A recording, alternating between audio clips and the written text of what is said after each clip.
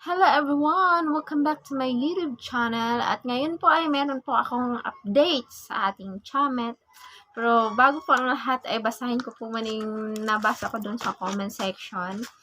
And ito po, maraming nagtatanong kung bakit nawala ang earnings. Hindi naman nasasagot ang tanong. Anong vlog ba to? So, medyo na-disappoint siya, no? Kasi nga, hindi ko pa nasagot yung mga katanungan doon sa comment section. And ngayon lang po ako nagkaroon ng time na mag-vlog po and about update po doon sa mga katanungan na yun. And kumuha lang po ako ng 4 na katanungan and sinulat ko nga po dito sa papel para hindi ko po makalimutan. Kung po gusto na ma-disappoint kayo, no? And every time naman po na may katanungan or may message sa akin, request message. So, sinasagot ko naman po lahat ng katanungan nyo at binibigay ko po ang lahat ng aking makakaya doon sa pag-withdraw or kung ano man po yung nagiging problema nyo po sa basta chamet. Bakit nawala yung earnings? So, yan po yung unang katanungan. And bakit di makita yung wallet?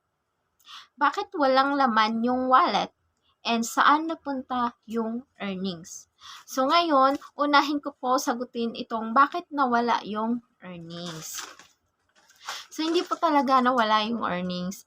Kapag bago pa po kayo sa chamet, yung earnings nyo po ay nagfo-floating po sa window nyo. So, pakita ko po sa inyo. Yan, ganyan po. Nagfo-floating po siya sa window.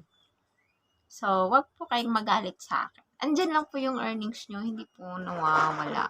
Next po ay, bakit di makita yung wallet? So, yun na nga po, nandun lang po talaga yung wallet. Hindi nyo lang pansin kasi naka-zero pa po siya.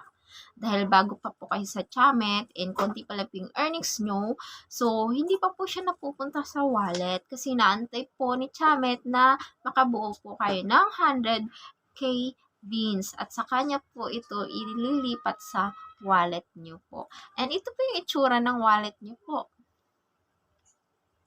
Ayan po. Ayan po yung wallet nyo. So, next po is, bakit walang laman po yung wallet? Of course, wala po talagang laman kasi bago pa lang po kayo and nag-iipon pa lang po kayo ng income nyo kay chamet. Iniipon nyo pa lang po yung beans para magiging pera. Last po na katanungan ay,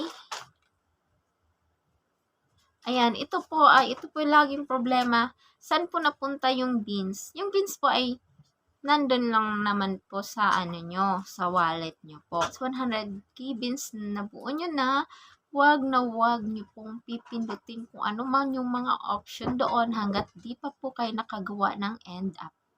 Kasi sa end up po kayo mag-withdraw.